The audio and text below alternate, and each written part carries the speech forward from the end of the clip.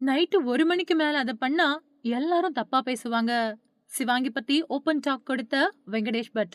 விஜய் டிவில ரொம்பவே பிரபலமா இருந்துட்டு வரக்கூடிய ரியாலிட்டி நிகழ்ச்சியில முக்கியமான நிகழ்ச்சியா குக் வித் கோமாளி நிகழ்ச்சி இருந்துட்டு வருது. போன 5 வருஷமா விஜய் டிவில ஒளிபரப்பாயிட்டு வரக்கூடிய குக் வித் கோமாளி மக்கள் மத்தியில அதிக வரவேற்பு பெற்ற நிகழ்ச்சியா இருக்கு. இந்த நிகழ்ச்சிய ஆரம்பத்துல ஆரம்பிக்கும்போது, இதுக்கு பெருசா வரவேற்பு அப்படிங்கிறது இல்ல. ஃபர்ஸ்ட் சீசன பொறுத்தவரைக்கும் அதுக்கு பார்வையாளர்களே இல்ல. ஆனா 2வது சீசன்ல இருந்து குக் வித் கோமாளி ரொம்ப அளவுக்கு அதிகமா பிரபலமாச்சு. இதோட வெற்றிக்கு முக்கிய காரணமா, அதுல கோமாளிகளா வந்த பாலா, புகழ், மணிமேகலை, சிவாங்கி மாதிரியான நபர்கள் தான் இருக்காங்க.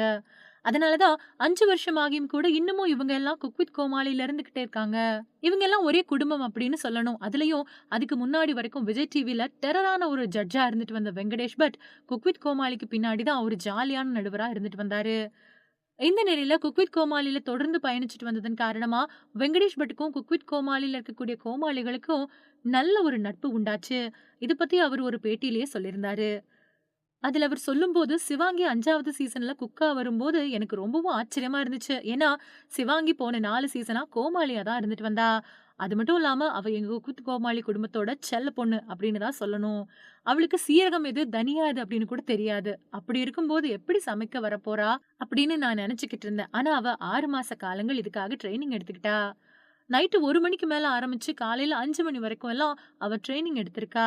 அப்படியெல்லாம் பயிற்சி எடுத்து குக் வித் கோமாளிக்கு வந்த அவள நெறைய பேர் விமர்சனம் பண்ணாங்க. சிவாங்கி தானே இவள ஈஸியா ஜெயிக்க வச்சுருவாங்க அப்படின்னு எல்லாம் சொன்னாங்க. ஆனா அவளோட உழைப்போட கடினம் இவங்களுக்கெல்லாம் புரியல. இவங்கெல்லாம் அறிவே இல்லாம சிவாங்கிய திட்டிக்கிட்டு இருந்தாங்க அப்படின்னு இந்த விஷயத்த பத்தி வெளிப்படையா பேசியிருக்காரு வெங்கடேஷ் பட். இப்போ இணையமெல்லாம் பேசுபொருளா மாறி இருக்கக்கூடிய பிரியங்கா அப்புறம் மணிமேகலையோட விவகாரம் பத்தி அதிக அளவு சொல்ல வேண்டிய அவசியமே இல்ல. குக் வித் கோமாளி சீசன் 5 நிகழ்ச்சியில தன்னோட பணிய சரிவர செய்ய விடாம டாமினேஷன் செஞ்சதுனால வருமானத்தை விட தன்மானம் தான் பெருசு அப்படின்னு அந்த ஷோவை விட்டே வெளியேறின மணிமேகலை சொன்ன விஷயங்கள் எல்லாரையும் அதிர்ச்சியில தள்ளுச்சு. குக் வித் கோமாளி சீசன் 5 போட்டியாளரா களமிறங்கி பிரியங்கா அந்த நிகழ்ச்சியை தொகுத்து வழங்கின மணிமேகலை கிட்ட டாமினேஷன் செஞ்சதா சொல்லப்படுது. இது மட்டும் இல்லாம இத பத்தி புகார் குடுத்தும் புரொடக்ஷன் ஹவுஸ்ல இருந்து விஜய் டிவி சிஇஓ வரைக்கும் பிரியங்காவுக்கு தான் அடங்கி போகணும் அப்படிங்கிற வகையில விஜய் மணிமேகலைக்கு அட்வைஸ் பண்ணதுனால, இனி இது வேலைக்காகாது அப்படின்னு தன்மானத்தின் காரணமா இந்த ஷோவ விட்டே வெளியேறிட்டாங்க. அதுக்கப்புறம் பிரியங்காவோட ரியல் முகம் வெளிய வந்திருக்கு. இவங்களால பாதிக்கப்பட்ட பலர் தன்னோட விஜே பணிய தொடர முடியாம விஜய் டிவிய விட்டே வெளியேறியிருக்காங்க.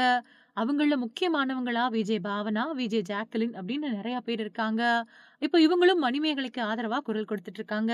இந்த நிலையில இந்த போட்டியில டைட்டில் வின்னரா பிரியங்கா தான் வருவாங்க அப்படின்னு முன்கூட்டியே கணிக்கப்பட்ட நிலையில எதுக்காக இப்படி ஒரு நிகழ்ச்சியை நடத்தணும் அப்படின்னு மக்கள் முன்னாடி பல்வேறு வகையான விமர்சனங்கள் எழுந்திருக்கு.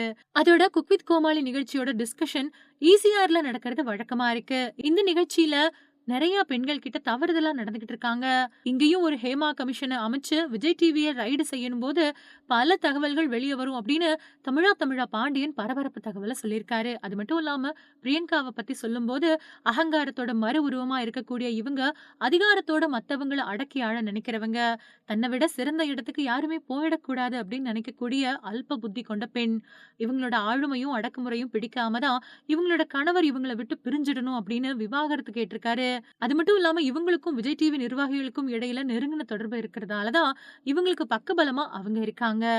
அதனால தான் இந்த விஷயத்த பொறுத்தவரைக்கும் தன்னோட கருத்த எதுவுமே சொல்லாம கோபிநாத் அமைதி காத்துட்டு வரதா தமிழா பாண்டியன் சொல்லியிருக்கிறதோட, தமிழர்கள் எந்த துறையிலயும் வளரக்கூடாது அப்படிங்கிற எண்ணத்துல தான் இப்படி செயல்படுறாங்களா அப்படிங்கிற கேள்விய முன்வச்சு விளாசியிருக்காரு. இத தொடர்ந்து ரசிகர்கள் எல்லாருமே, "அட ராமா! இப்படியெல்லாம் நடக்க வாய்ப்பு இருக்குதா? எத நம்புறது? எப்படி நம்புறதுன்னே தெரியலையே! கண்ண கட்டி காட்டுல விட்டது மாதிரி இருக்கு" அப்படின்னு புலம்பிட்டு வராங்க.